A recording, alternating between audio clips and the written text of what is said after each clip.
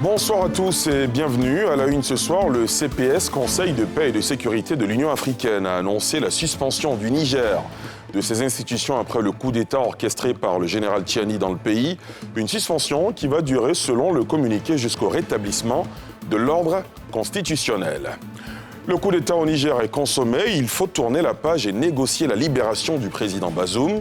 C'est la position du président du PPACI, Laurent Gbagbo, était face à la presse ce mardi. Il s'est aussi prononcé sur son avenir politique et les enjeux des élections locales à venir.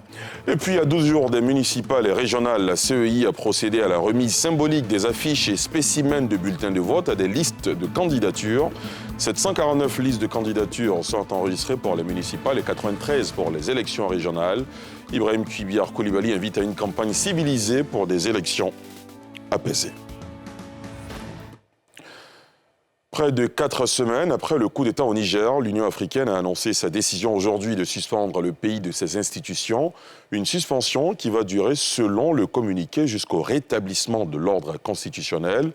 Quant à l'éventuelle intervention militaire annoncée par la CEDEAO, l'Union africaine dit prendre note, selon un communiqué de son Conseil de paix et de sécurité CPS. L'éclairage de Pierre Dippomelin.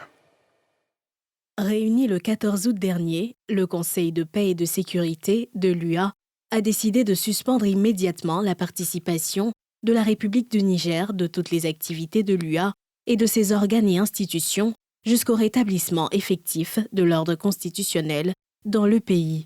Selon un communiqué publié ce mardi, le CPS prend note de la décision de la CEDEAO de déployer une force au Niger, une option sur laquelle l'organisation continentale émet toutefois des réserves. Le Conseil de paix et de sécurité dit appuyer les efforts de la CEDEAO dans son engagement soutenu en faveur du rétablissement de l'ordre constitutionnel. Il invite aussi la junte militaire au Niger à coopérer avec la CEDEAO et l'UA en vue d'un rétablissement pacifique et rapide de l'ordre constitutionnel.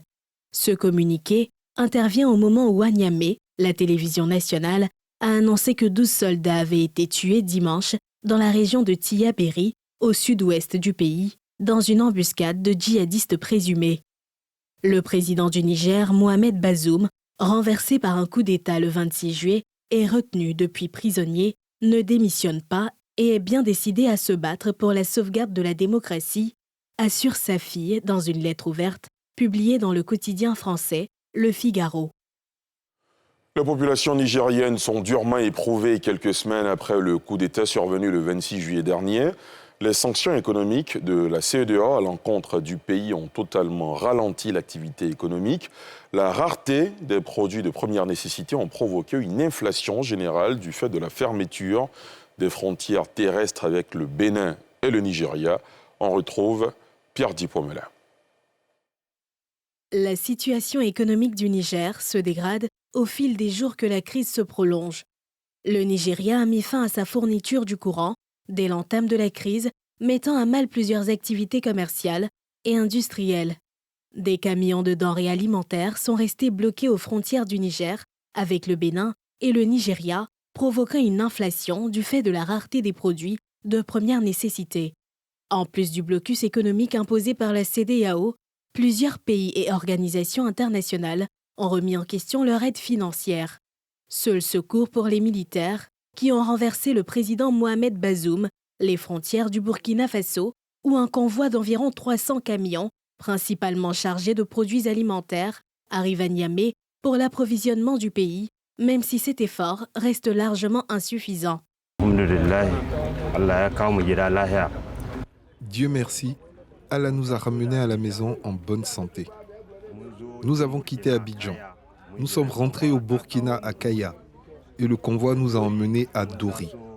De Dori, les soldats nigériens ont pris le relais jusqu'à Terra et de Terra à Niamey. Hamdoulilah, nous n'avons rencontré aucun problème. Nous sommes très reconnaissants aux soldats qui nous ont escortés. Le convoi s'est très bien déroulé. Ils viennent du Burkina et transportent en grande partie des produits alimentaires, des articles de ménage, des produits divers, comme le sel, vous avez du maïs, vous avez un certain nombre de produits de première nécessité qui sont dans ces camions. Alors que les putschistes affirment que les sanctions de la CEDEAO n'ont que peu d'effet sur la situation interne, le Programme alimentaire mondial, PAM, Agence alimentaire des Nations Unies, a averti que les sanctions et les fermetures de frontières affectaient grandement l'approvisionnement du Niger en denrées alimentaires vitales et en fournitures médicales. Les sanctions de l'institution régionale vont de la suspension des transactions financières et commerciales avec le Niger au gel des avoirs des militaires responsables du coup d'État, en passant par une interdiction de voyage des officiers militaires impliqués dans le coup d'État. Toutes les transactions commerciales et financières entre les États membres de la CEDEAO et le Niger sont également suspendues. Avec le gel des avoirs de la République du Niger à la BCEAO, la Banque centrale des États membres de l'UEMOA. Pour lui, le coup d'État au Niger est consommé. Il faut tourner la page et négocier la libération du président Bazoum. C'est la position du président du PPACI, position affirmée aujourd'hui par l'ex-président ivoirien Laurent Gbagbo face à la presse. Il s'est aussi prononcé sur son avenir politique, l'alliance PDCI-RDA-PPACI et les enjeux des élections locales à venir. On fait le point avec Mardoché Kouassi et Joseph Zécré. Il était un peu plus de 11 heures quand le président du PPACI a fait son entrée dans la salle qui a servi de cadre à cette rencontre d'échange avec la presse. D'entrée de jeu, celui qui a présidé aux destinées de la Côte d'Ivoire de 2000 à 2010 a salué la mémoire du président Henri Konan Bédié, président du PDCI-RDA, décédé le 1er août dernier. De lui, il a dit garder le souvenir d'un grand homme d'État. Laurent Gbagbo et Henri Konan Bédié étaient également des alliés politiques. Sur l'avenir de cette alliance après le décès du Sphinx de Daoukro, le président du PPACI s'est voulu optimiste. Après les funérailles, après tout ça, les deux parties vont rediscuter pour faire le point et puis, j'espère, continuer leur marche en avant. Le fait qu'il y ait ici et là des querelles, cela ne signifie rien. C'est la nature même de l'alliance politique que de générer des combats. Plusieurs autres questions relatives à l'actualité politique ivoirienne ont été abordées par le président du PPACI, notamment son avenir politique. Il a indiqué que cela ne faisait pas partie de ses ambitions personnelles. Je voulais être président et j'ai été président pendant 10 ans. Donc je ne suis plus en envie d'être président. C'est-à-dire que maintenant, si je suis président, c'est que c'est un devoir que mes camarades me demandent d'accomplir. Si mes camarades avec qui je me bats estiment qu'il n'y a pas mieux que moi pour les échéances à venir, alors on se mettra en route pour travailler. Avant de prendre congé des journalistes, le président Laurent Gbagbo a invité les candidats du PPACI et ceux du PDCI-RDA à se battre jusqu'au bout pour sortir vainqueurs des prochaines élections locales prévues le 2 septembre prochain. Dans 72 heures s'ouvre la campagne électorale en vue des élections locales et cette campagne est le lieu de promesses et d'espoir entre électeurs et candidats. Les candidats iront évidemment à la conquête des voix à travers meetings et autres rencontres de proximité. Les populations, quant à elles, aspirent tout simplement à des changements du cadre de vie aux infrastructures en passant par la sécurité. Après Adjamé et Yopougon, l'une de nos équipes s'intéresse ce soir aux attentes des habitants d'Abobo et de Cocody. Un sujet proposé par Salif Yalekwe et Tanguy Konan. Le 2 septembre prochain, les Ivoiriens seront aux urnes pour les élections régionales et municipales. Officiellement, la campagne débutera le 25 août prochain pour se refermer le 31 août. Une période où les candidats sillonneront les cités à la rencontre des populations. De nombreuses promesses de campagne seront faites pour repêcher des voix, surtout pour les municipales. À Abobo, commune populaire située au nord d'Abidjan, la question des infrastructures routières notamment demeure une grande préoccupation. De nombreux acquis à ce niveau, mais beaucoup reste à faire. Je souhaite qu'il fasse ce qu'il va dire. Pas de paroles démagogues. Ce qu'il va dire là, il n'a qu'à faire. On souffre à Bobo. Il n'y a pas de route. Tout est limité à la gare. Et ce n'est pas normal. À Bobo qui manque à Bobo. Parce que vraiment, à Bobo que j'ai connu avant et à Bobo d'aujourd'hui, ce n'est pas la même chose. Parce que quand je vois aujourd'hui Abobo est dégradé, les voix sont négatives. Bon, pas d'engouement comme avant. Et aujourd'hui, Abobo, vraiment, je ne sens plus l'engouement d'Abobo. Vraiment, Abobo, c'est pas mon Abobo que je connais d'avant. La maire sortante, Kandia Camara, du parti au pouvoir, le RHDP, aura pour principal adversaire Taïfo Koné, soutenu par le Parti démocratique de Côte d'Ivoire et d'autres indépendants. À Cocody, l'on attend également beaucoup de ses joutes électorales. Le cadre de vie figure en bonne place des préoccupations. Pour le futur maire, évidemment, il faut qu'il continue en améliorant. D'abord la question de la salubrité, la question des infrastructures notamment, parce que les embouteillages n'en finissent pas. Voilà, essayer de réduire au maximum les embouteillages, plutôt allant dans le sens de la Tri et puis dans le sens de la Palmeraie. Les embouteillages sont toujours concentrés. Et puis au niveau des établissements éducatifs et puis sanitaires, les besoins sont toujours là, et surtout en termes d'équipement. J'ai remarqué dans certains endroits de la commune, il y a des égouts qui ne sont pas couverts. Alors qu'en marchant, quelqu'un qui est distrait peut tomber dedans. Et puis, généralement, c'est quand il y a ces dommages-là que la mairie ou bien que les services, les services du ministère s'attellent à corriger cela. Le maire sortant, Jean-Marc Yassé du PDCI RDA, Parti démocratique de Côte d'Ivoire, Éric Tabat portant les couleurs du RHDP, Yasmina Ouénien, indépendante issue du PDCI, sont les grandes têtes d'affiche qui vont s'affronter. Entre promesses de campagne et vœux des populations, le verdict des urnes est attendu. La CEI, Commission électorale indépendante, annonce quelques 8 012 424 000 Ivoiriens qui figurent sur la liste électorale définitive. La campagne électorale rime généralement avec confection de gadgets de toutes sortes à l'effigie des candidats. C'est donc une période, semble-t-il, durant laquelle les calligraphes, sérigraphes et autres imprimeurs spécialisés de la confection de supports publicitaires se frottent les mains. Cela est-il vérifié sur le terrain? Les éléments de réponse dans ce sujet de Mardoché Kwasi et Joseph Zécré. Quartier Selmer, dans la commune de Yopougon. Damessan s'occupe de la comptabilité et de la gestion de la clientèle de cette imprimerie. À quelques mois de la campagne électorale qui s'annonce, la direction de l'établissement a pris des dispositions pour s'assurer de pouvoir faire face à la forte clientèle espérée. À une semaine du début officiel de la période de pêche aux voix, c'est encore le calme plat. Nous, cette année, on n'a même pas l'impression qu'il y a une campagne qui s'annonce. Pas du tout, pas du tout. On se tourne les pouces. Vous êtes venus, vous avez vu combien de candidats ici? C'est pratiquement vide. Vraiment, on ne sait pas ce qui se passe, mais il n'y a vraiment pas d'engouement. Pas du tout, pas du tout. Et le patron étant le président des imprimeurs de Côte d'Ivoire, il a fait lui aussi le tour. Il a vu que vraiment toutes les imprimeries sont vides.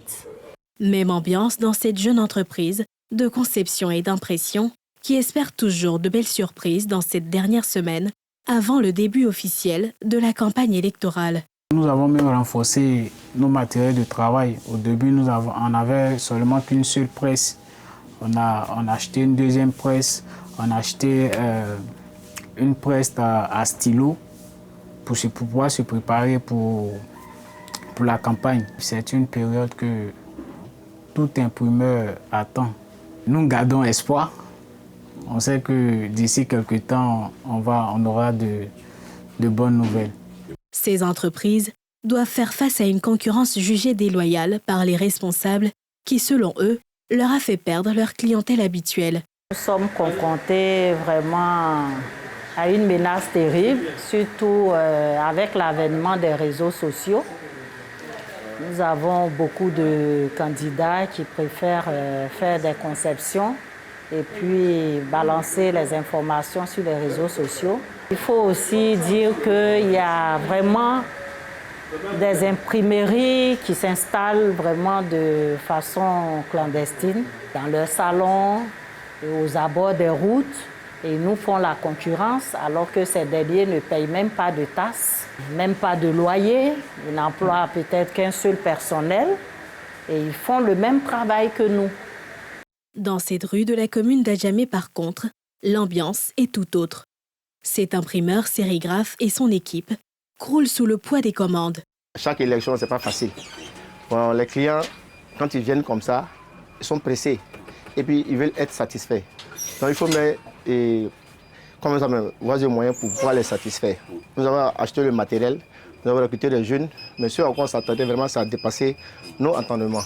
Vraiment, donc ce n'est pas facile. Il faut veiller pour pouvoir satisfaire les clients. Donc jour et nuit, il faut être là pour pouvoir travailler, donc ce n'est pas facile. C'est donc une ambiance contrastée qu'on peut observer dans les différentes imprimeries, sérigraphie et calligraphie en cette veille de campagne pour les élections locales en Côte d'Ivoire.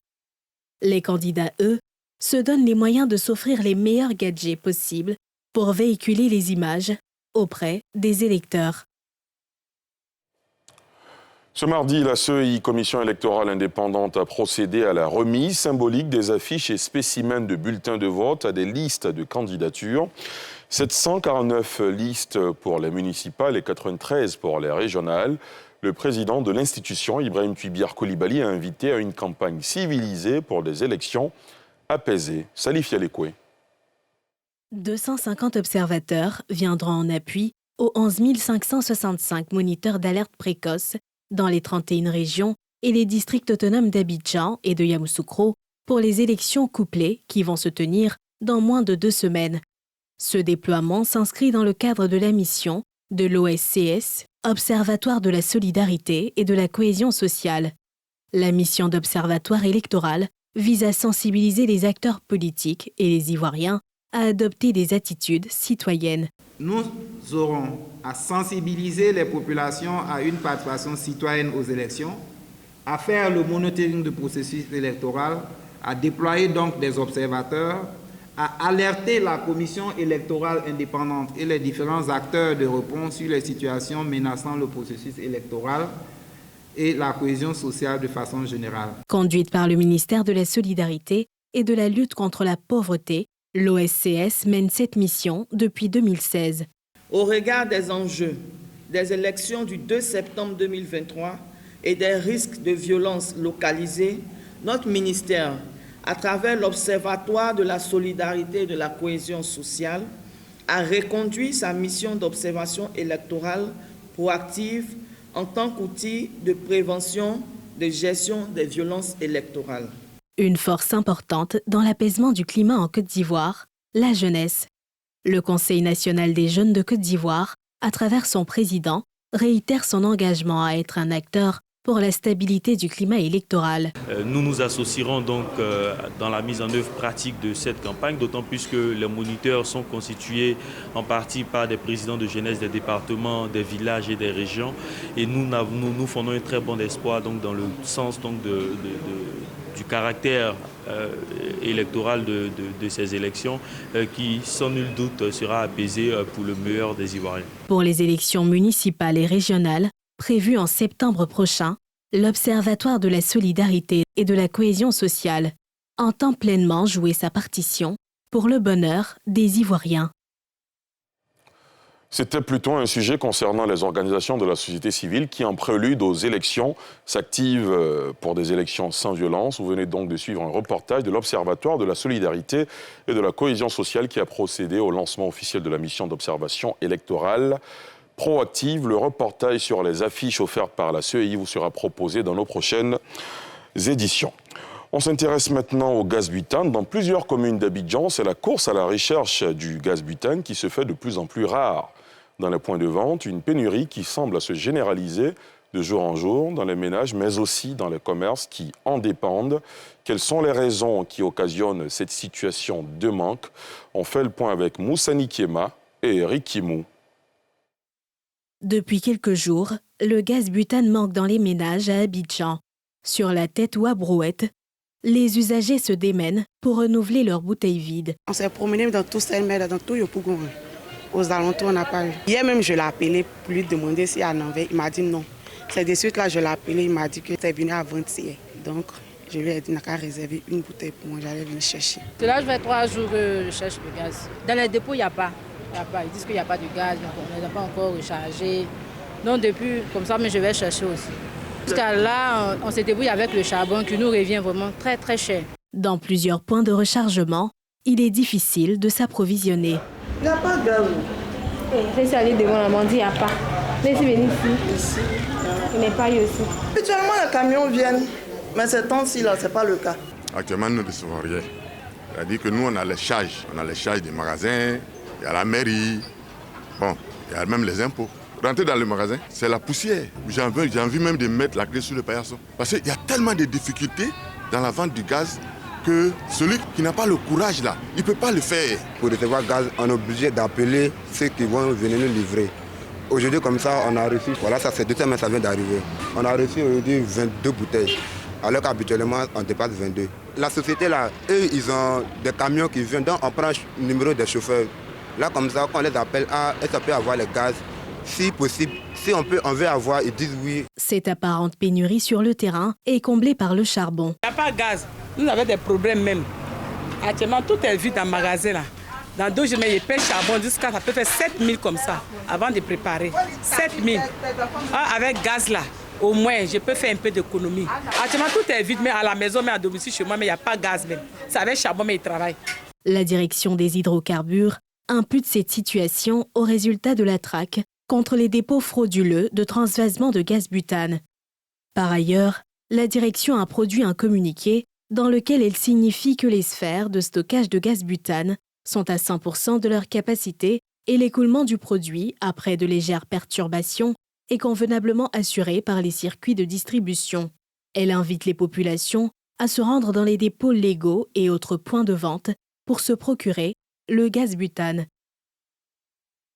Et on termine ce journal à l'étranger avec ces images qui nous viennent d'Afrique du Sud, où le président Cyril Ramaphosa a accueilli ce mardi à Johannesburg ses homologues brésiliens Luiz Inácio Lula da Silva et le chinois Xi Jinping sous le coup d'un mandat d'arrêt international pour crimes de guerre en Ukraine. Le président russe Vladimir Poutine participe en visioconférence au programme de ce sommet, l'élargissement à de nouveaux membres du bloc de pays émergents qui cherchent à étendre son influence politique et économique mondiale, produisant un quart de la richesse mondiale et comptant 42% de la population du globe. Les BRICS ont en commun leur revendication d'un équilibre politique et économique mondial plus inclusif, en particulier vis-à-vis des États-Unis et de l'Union européenne.